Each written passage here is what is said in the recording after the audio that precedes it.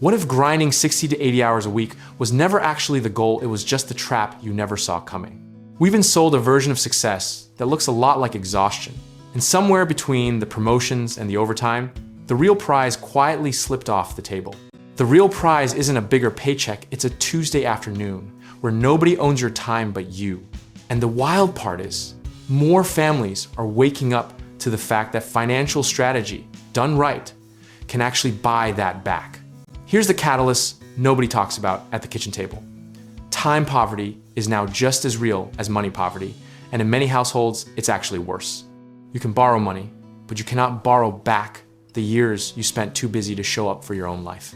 Think of your income like water pressure in a pipe. Most people spend their whole careers increasing the flow, but the pipe is still pointed at someone else's bucket.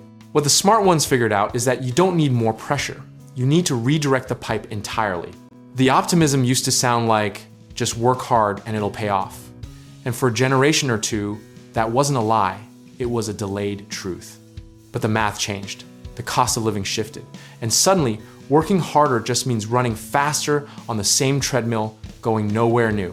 Psychologists call it hedonic adaptation, the uncomfortable truth that more income rarely produces proportional increases in life satisfaction past a certain threshold. What actually moves the needle, study after study shows, is autonomy. The felt sense that you chose how this day went. Look at what the Hill family actually did. They didn't win the lottery or stumble into a viral moment. They made a series of boring, disciplined, unglamorous financial decisions that quietly compounded. They reduced their working hours, and yes, their income dipped. But what rose was something that doesn't show up on a W-2. They got their days back.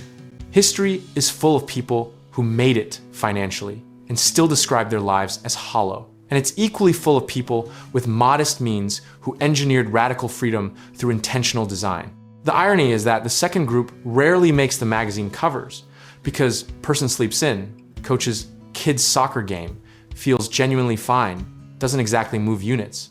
Cycles matter here. Every generation discovers and then forgets that time is the non-renewable resource, usually right around the moment they run out of it. The pattern isn't subtle. Overwork, burnout, regret, recalibration, it's almost comedically predictable. Yet here we are running the same lap. One of the biggest misconceptions is that time freedom is a retirement concept, something you earn at 65 after 4 decades of sacrifice. That framing is the most expensive myth in personal finance because it treats your best years as the down payment and your slowest years as the reward. The practical lesson from families who've actually pulled this off is that the sequence matters more than the sacrifice you build income-producing assets first. You reduce dependency on active income second, and then the freedom follows as a structural outcome rather than a hopeful wish. Position sizing in your financial life means not betting everything on one career, one employer, or one income stream to carry all the weight forever. Discipline here doesn't mean deprivation. It means being ruthlessly honest about what you're actually optimizing for and refusing to let lifestyle inflation quietly steal the future you said you wanted. The enemy of time freedom isn't laziness. It's unconscious spending on things that don't actually return joy, compounded over decades.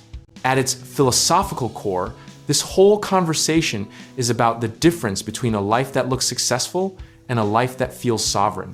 And the beautiful, slightly uncomfortable truth is that you have more architectural control over that outcome than most financial advice will ever give you credit for. Whether the market cooperates or the economy wobbles, families who've built diversified, intentional financial foundations report something striking. They feel okay either way, because their plan was never purely income dependent. That's not complacency. That's the quiet confidence of someone who did the work before the storm. So if any part of this conversation is speaking to something you've been circling for a while, we can help you take the first real step, whether that's real estate investing, home contracting, work, or finding the right lenders. Check out our links in the description below.